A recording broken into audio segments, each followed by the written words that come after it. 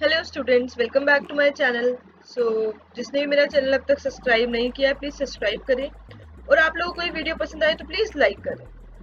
So today I am completing class 9 science chapter 2 in the chapter name is matter around us pure. तो बच्चों, इस पे already 3 video upload हो चुकी है। अगर आप लोगों ने वो वीडियो नहीं देखी तो प्लीज़ देख कर आए। मेन चैप्टर उसी में हमने कवर कर लिया है। अब हमारे शॉर्ट शॉर्ट से डिफरेंस रह गए थे जो हमने नहीं कवर किए थे अब तक, वो कवर करेंगे। तो स्टार्ट करते हैं। सबसे पहले हम देखते हैं हमने अब तक क्या क्या पढ़ लिया है। तो हमने फर्स्ट वीडियो में पढ़ लिया था कि मैटर क्या होता है। मैटर के दो टाइप पढ़े थे, प्योर सब्सटेंस एंड मिक्सचर। हमने देखा था कि प्योर सब्सटेंस दो चीजों में हम डिफरेंशिएट कर सकते हैं, एक एलिमेंट और एक कंपाउंड। और जो हमारा हेट्रोजीनियस मिक्सचर होता है, होमोजीनियस मिक्सचर होता है, ये दोनों हमारे मिक्सचर के ही पार्ट होते हैं। इनके एग्जांपल थे लाइक ट्रू सॉल्यूशन जो होता है वो हमारा होमोजीनियस मिक्सचर होता है, उसका एग्जांपल है लाइक शुगर सॉल्यूशन। और जो हमारा हेट्रोजीनियस मिक्सचर होता है उसके एग्जांपल है कोलाइडल सॉल्यूशन इन सस्पेंशन। इसके अंदर आता है हमारे कोलाइडल सॉल्यूशन के अंदर मिल्क ब्लड, और इसमें हमारा सैंड वाटर। तो बच्चों, इस जो ट्रू सॉल्यूशन, कोलाइडल सॉल्यूशन और सस्पेंशन के बीच में डिफरेंस है वो फर्स्ट वीडियो में बहुत अच्छे से समझाया गया। आप लोग देखोगे तो आपको समझ में आ जाएगा।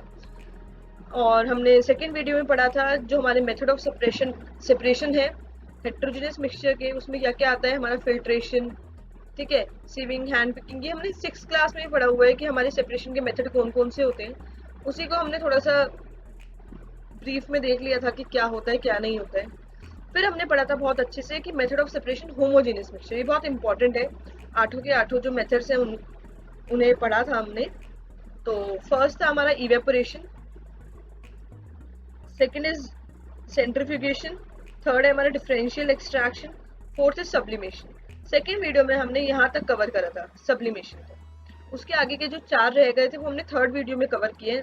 Fifth is chromatography, sixth distillation, seventh fractional distillation and eighth is crystallisation. ये चारों पे ही हमारी खाली थर्ड वीडियो है, और वो बहुत इंपॉर्टेंट है ये आठों के। अगर तुम्हें आठों के आठों बहुत इजीली समझ में आ जाएंगे तो आप प्लीज देखिए उस वीडियो को। अब हम आगे बढ़ते हैं, हम इस चैप्टर में पढ़ना क्या है। आगे है कि हमने देख लिया था, ये वाला पोर्शन कंप्लीट कर लिया था हमने, सब चीजों के बीच में डिफरेंस भी देख लिया था। हमारे होमोजेनियस मिक्सचर हेट्रोजेनियस मिक्सचर के बीच में डिफरेंस देख लिया था फर्स्ट वीडियो में। फर्स्ट वीडियो में ही देख लिया था कि ट्रू सॉल्यूशन, कोलाइडल सॉल्यूशन और सस्पेंशन में क्या क्या डिफरेंस है। हमने होमोजेनियस मिक्सचर और हेट्रोजेनियस मिक्सचर को अलग अलग करना भी सीख लिया था। तो ये वाला पोर्शन हमारा कंप्लीट हो गया था। अब हमारा पोर्शन रहता है प्योर सब्सटेंस वाला। तो हम देखते हैं प्योर सब्सटेंस क्या होता है और इनमें डिफरेंस कैसे होगा। तो हमारा प्योर सब्सटेंस होता है, उसके अंदर हमने दो चीज देखनी है, एक होता है एलिमेंट और एक होता है कंपाउंड। एलिमेंट क्या होता है? एलिमेंट हमारा जो बेसिक फॉर्म होता है ना मैटर का, वो होता है। इसको हम सिंपलेस्ट फॉर्म में और ब्रेक डाउन नहीं कर सकते किसी भी केमिकल रिएक्शन के थ्रू। ये जो लास्ट स्टेज होती है किसी भी एलिमेंट की, किसी भी मैटर की, वो होती है हमारी एलिमेंट, ठीक है। इससे ज्यादा हम इसका ब्रेक डाउन नहीं कर सकते। और कंपाउंड क्या होता है? कंपाउंड एक ऐसा सब्सटेंस होता है जो दो या दो से ज्यादा एलिमेंट से मिलकर बना होता है। केमिकली जो इसका कॉम्बिनेशन होता है वो एक दूसरे के साथ इतना फिक्स प्रोपोर्शन में होता है कि हम उन्हें अलग भी नहीं कर सकते हैं, ठीक है। और ये फिक्स प्रोपोर्शन होता है इनका, लाइक H2O है, हमारा वाटर होता है, ठीक है। इसमें हम हाइड्रोजन दो ही लेते हैं और ऑक्सीजन एक ही लेते हैं, उनका फिक्स प्रोपोर्शन है। अगर हमें कितना भी पानी चाहिए, हमारा मॉलिक्यूल्स जो हम इसका प्रोपोर्शन लेंगे वो तो यही लेंगे ना, ठीक है। फिर है हमारा एग्जाम्पल इसका, एलिमेंट का है हमारा copper, oxygen, iron, hydrogen, mercury, ये सब। और हमारा कंपाउंड का है वाटर, मीथेन, शुगर, सॉल्ट। तो ये हमारे एग्जाम्पल्स हैं प्योर सब्सटेंस के। अब आगे बढ़ते हैं। हमारे जो एलिमेंट्स होते हैं उनको हमने 3 टाइप में बांटा है। First is metal, second is non metal and third is metalloid. ये हमने 8th क्लास में ही पढ़ा है कि मेटल क्या होता है, मेटल, नॉन मेटल क्या होता है, मेटलॉइड्स क्या होते हैं। इनके बीच में बेसिक डिफरेंस हम देख लेते हैं, चलिए। तो फिजिकल प्रॉपर्टीज के अकॉर्डिंग हमारा इसमें बेसिक डिफरेंस देखते हैं। सबसे पहले आता है हमारा फिजिकल स्टेट। हमारे फिजिकल स्टेट जो हमारे मेटल्स होते हैं उनमें जो ज्यादातर मेटल्स होते हैं वो सॉलिड होते हैं रूम टेम्परेचर पे, बट जो हमारा मरकरी है वो हमारे रूम टेम्परेचर पे सॉलिड नहीं होता। और जो हमारे नॉन मेटल होते हैं वो किसी भी फॉर्म में मिल सकते हैं हमें, सॉलिड, लिक्विड या गैस। फिर आती है हमारी next physical property density. Density होती है थिकनेस, मतलब कि कोई चीज कितनी थिक है, कितनी हार्ड। तो हमारे जो मेटल्स होते हैं उनकी हाई डेंसिटी होती है, ठीक है, और जो हमारी नॉन मेटल होते हैं उनकी लो डेंसिटी होती है। फिर आती है मेलेबिलिटी। मेलेबिलिटी होता है उसको थिन शीट्स में कर देना। हम किसी चीज को कितना थिन कर सकते हैं, कितनी थिन शीट्स में कर सकते हैं। तो जो हमारे मटेरियल थिन शीट्स में हो पाते हैं वो हमारे मिलिएबल होते हैं। तो मेटल्स हमारे मिलिएबल है और नॉन मेटल्स हमारे नॉन मिलिएबल है। फिर आता है हमारा डक्टिलिटी। डक्टिलिटी होता है पतले पतले वायर्स, कितने ज्यादा छोटे और पतले वायर्स कर सकते हैं हम किसी चीज के। तो हमारे मेटल्स जो होते हैं उनके बहुत छोटे छोटे पतले पतले वायर्स कर सकते हैं हम। कॉपर है हमारा, गोल्ड है, हम कितने छोटे छोटे पतले वायर्स करके उसमें गोल्ड की ज्वेलरी में कितना बारीकी से डिजाइन बना होता है, तो वो डक्टाइल होते हैं। नॉन मेटल जो होते हैं वो नॉन डक्टाइल होते हैं। फिर आता है हमारा conductor of heat and electricity. देखो बच्चों, conductor of heat and electricity का मतलब ये होता है कि हमारे कौन सी ऐसी चीजें हैं जो अपने अंदर से हीट को पास होने देती है, इलेक्ट्रिसिटी को पास होने देती है। तो जो मेटल्स होते हैं वो गुड कंडक्टर होते हैं, वो इजीली अपने अंदर से हीट और इलेक्ट्रिसिटी को पास होने देते हैं। बट जो हमारे नॉन मेटल्स होते हैं वो बैड कंडक्टर होते हैं, वो इजीली अपने अंदर से, कभी आपने सुना है कि वुड के अंदर से इलेक्ट्रिसिटी पास हो रही है, वो बैड कंडक्टर है। हमारे प्लास्टिक के अंदर से इलेक्ट्रिसिटी पास हो रही है, नहीं होता ये सब। फिर आता है लस्ट्रस। लस्ट्रस होता है shiny surface. Shiny surface like तुमने देखा होगा हमारे सिल्वर के बर्तन जो होते हैं, सिल्वर होता है, ये हमारे मेटल्स जो होते हैं, मेटल हम नॉर्मल बोलते हैं, मेटल कंटेनर यूटेंसिल्स होते हैं, सारे लस्ट्रस होते हैं, शाइनी सरफेस होता है उनका। बट जो नॉन मेटल होते हैं वो हमारे नॉन लस्ट्रस होते हैं। फिर आता है हमारा melting and boiling point. Melting and boiling point के अंदर हम क्या पढ़ेंगे कि जो उसका मेल्ट होने का पॉइंट है और बॉइलिंग पॉइंट है। तो जो मेटल्स होते हैं वो हार्ड होते हैं, ठीक है, गुड कंडक्टर होते हैं, तो हमारे जो इनका मेल्टिंग और बॉइलिंग पॉइंट है वो बहुत हाई होता है as compared to non metals. तो नॉन मेटल्स का लो होता है। फिर आता है सोनिटी। सोनिटी होता है साउंड प्रोड्यूस होना। जब हम किसी चीज को कोलाइड करेंगे, आपस में बजाएंगे, तो हमारे मेटल्स में साउंड प्रोड्यूस होता है। हमारे जब हम स्कूल में पढ़ते हैं, हम तो अब भी पढ़ते, तुम लोग तो अभी भी पढ़ते हो, तो स्कूल्स में क्या होता था, कुछ स्कूल्स में अभी भी इलेक्ट्रॉनिक बेल की जगह घंटा होता है। लाइक हम दो लोहे की चीजों को आपस में बजाते हैं और पूरे स्कूल में आवाज चली जाती है कि यार अब नेक्स्ट पीरियड हो गया, या अब रिसेस हो गई है, अब प्रेयर का टाइम है। तो वो सब चीजों के लिए हमने वो चीजें यूज करी है। और जो हमारे नॉन मेटल होते हैं वो नॉन सोरस होते हैं, उनको हम अगर कोलाइड करें तो नॉइस नहीं आती है। फिर आता है बच्चों हमारा मेटलॉइड्स। मेटलॉइड्स क्या होता है? मेटलॉइड्स हमारे वो एलिमेंट्स होते हैं जो इंटरमीडिएट होते हैं मेटल और नॉन मेटल के बीच के। मतलब कि हमारे मेटल और नॉन मेटल की दोनों की प्रॉपर्टीज होती है मेटलॉइड्स में, ठीक है। इसका एग्जांपल है हमारे बोरॉन, सिलिकॉन, जर्मेनियम, ये हमारे मेन एग्जांपल है। और भी इसमें बहुत सारे मेटलॉइड्स होते हैं हमारे पीरियोडिक टेबल में, हम जब देखें तो वो आप अभी देखेंगे नेक्स्ट चैप्टर्स में। आगे बढ़ते हैं, अब हमारे डिफरेंस देखते हैं हम मिक्सचर्स एंड कंपाउंड्स में। अब देखो मिक्सचर और कंपाउंड में हमने कंफ्यूजन हो जानी है कि मिक्सचर कंपाउंड क्या है। कंपाउंड भी हमारी एलिमेंट से मिलकर बन रहा है, और मिक्सचर क्या है? फिर मिक्सचर भी तो चीजों से मिलकर बना होता है। तो हम इसमें डिफरेंस देखते हैं।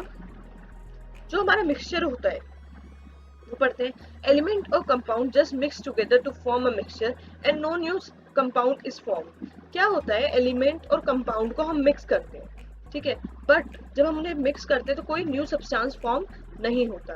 बट क्या होता है, कंपाउंड में एलिमेंट रिएक्ट करता है, ठीक है, और न्यू सब्सटेंस फॉर्म होता है, न्यू कंपाउंड जो होता है वो फॉर्म होता है। फिर मिक्सचर में क्या है, a mixture has a variable composition. जो मिक्सचर की कंपोजिशन होती है वो वेरी कर जाती है, बट कंपाउंड के अंदर जो कंपोजिशन लेते हैं, जैसे हम H2O है, वो हमारी फिक्स ही रहती है। अब हम सैंड वाटर बनाते हैं, जब हमने सैंड डाली तो हम सैंड चाहे कितनी भी डालें, इतनी डालें चाहे इतनी डालें, वो सैंड वाटर ही होएगा। बट H2O के लिए हमने देखा था कि H हमें जो हाइड्रोजन चाहिए वो 2 ही चाहिए, और ऑक्सीजन का मॉलिक्यूल हमें 1 ही चाहिए। फिर है हमारा a mixture shows the properties of constituent substance. जो मिक्सचर होता है वो कॉन्स्टिट्यूएंट सब्सटेंस की प्रॉपर्टीज शो करता है। लाइक सैंड वाटर है, ठीक है, उसमें सैंड डाली तो वो सैंड की प्रॉपर्टीज शो करेगा, गंदा पानी हो जाएगा। बट इन कंपाउंड जो न्यू सब्सटेंस होता है वो टोटली डिफरेंट प्रॉपर्टी शो करता है, जो सब्सटेंस बना वो डिफरेंट ही बनता है बिल्कुल। The constituents can be separated Fairlie easily by physical methods. जो कॉन्स्टिट्यूएंट्स होते हैं उनको हम इजीली सेपरेट कर सकते हैं मिक्सचर में। लाइक सैंड वाटर को हम इजीली सेपरेट कर सकते हैं फिल्टर के थ्रू। हम फिल्टर पेपर पे लगा के और पानी को डालते हैं सैंड वाटर का, तो सैंड ऊपर रह जाती है और पानी नीचे चला जाता है। बट जो हमारे कंपाउंड्स होते हैं वो सिर्फ और सिर्फ केमिकल और इलेक्ट्रोकेमिकल रिएक्शंस के थ्रू ही सेपरेट हो सकते हैं बहुत दिमाग लगाने के बाद, उनकी केमिकल्स कंपोजिशंस देखने के बाद, उनको डिफरेंट तरीके से रिएक्ट करवाते हैं, फिर वो जो होते हैं सेपरेट हो पाते हैं। मिक्सचर का एग्जांपल ले लिया, mixture of iron and sulphur. Simple हमने आयरन और सल्फर का अगर मिक्सचर ले लिया तो हम उसको इजीली सेपरेट कर सकते हैं, उनके कॉन्स्टिट्यूएंट्स देख सकते हैं क्या क्या है। ठीक है, कंपाउंड के क्या है example, iron and sulphur react to form iron sulphate. क्या होता है, आयरन और सल्फर रिएक्ट कर जाता है आपस में और बनाता है आयरन सल्फेट, जिसको हम अलग करना बहुत मुश्किल है, केमिकल चीजों से ही वो अलग होता है। आगे देखते हैं physical change and chemical change. हमने चेंजेस देखे हैं, हमारा physical and chemical change. Physical and chemical change में क्या आता है, the process which brings out changes in physical properties. हमारा फिजिकल चेंज के अंदर आता है जो हमारे प्रोसेस होते हैं जो खाली फिजिकल प्रॉपर्टीज के अंदर चेंज लाए। फिजिकल प्रॉपर्टीज लाइक हमारे फिजिकल स्टेट हो गया। फिजिकल स्टेट क्या होता है, सॉलिड, लिक्विड, गैस। शेप में चेंज आ जाना किसी चीज की, साइज में, ऑर्डर में, कलर में, हार्डनेस में, रिजिडिटी में, फ्लूइडिटी में। ठीक है, हमारा फिजिकल चेंज के अंदर क्या होता है, the process which brings about changes in physical properties, जो फिजिकल प्रॉपर्टीज में चेंजेस लाए। ठीक है, लाइक एग्जांपल क्या होंगे फिजिकल प्रॉपर्टीज में चेंज लाने के, physical state, shape, size, colour, hardness, rigidity, fluidity, density, melting point, boiling point. तो बेटा जब इन सब चीजों में चेंज आता है, ठीक है, जब उसकी फिजिकल स्टेट चेंज हो, लाइक हमारा सॉलिड, लिक्विड, गैस है, सिर्फ हमारे इन स्टेट में ही कोई चीज चेंज हो रही है तो वो फिजिकल चेंज कहलाएगी, ना कि केमिकल चेंज। और केमिकल चेंज में क्या होता है, उसकी केमिकल प्रॉपर्टीज में चेंज आता है, लाइक उसके ऑर्डर में, उसकी इन्फ्लेमेबिलिटी में, उसके अंदर प्रॉपर डिफरेंस अच्छे से चेंज आ जाता है, तब वो हमारा केमिकल चेंज कहलाता है। जो हमारा फिजिकल चेंज होता है वो हमारा रिवर्सिबल होता है, वो वापस से अपनी स्टेट ले सकता है जो भी वो स्टेट में था। बट जो केमिकल चेंज होता है वो एक बार हो गया तो हो गया, फिर वो रिवर्स नहीं हो सकता। हमारे फिजिकल चेंज के अंदर कोई न्यू सब्सटेंस नहीं बनता, बस उसकी फॉर्म चेंज होती है basically. But in chemical change हमेशा हमारा न्यू सब्सटेंस फॉर्म होता है। एग्जांपल ले लो फिजिकल चेंज का, हमारा मेल्टिंग ऑफ आइस। अगर हमने आइस को मेल्ट किया, अगर हम उसको फ्रीज करेंगे हमारा लिक्विड हो गया, अगर हम लिक्विड को वापस से फ्रीज करेंगे तो आइस ही तो बनेगा ना, तो वो बहुत इजीली समझ में आ जाता है। और जो हमारा केमिकल चेंज है, like burning of would, would burn होता है, ठीक है, तो वापस से वुड तो नहीं बन सकता, वो तो ऐश बन गई, राख बन जाती है, वापस वुड बन सकती है, नहीं बन सकती, तो वो हमारा क्या है, केमिकल चेंज। तो बच्चों इसी के साथ हमारा चैप्टर खत्म होता है। आप लोगों को ये वीडियो पसंद आई है तो प्लीज लाइक करें, अपने फ्रेंड्स के साथ ज्यादा से ज्यादा शेयर करें। आगे की वीडियो के लिए बने रहे और मेरा चैनल सब्सक्राइब करना ना भूलें और बेल आइकन प्रेस कर लें। Thank you, thanks for watching.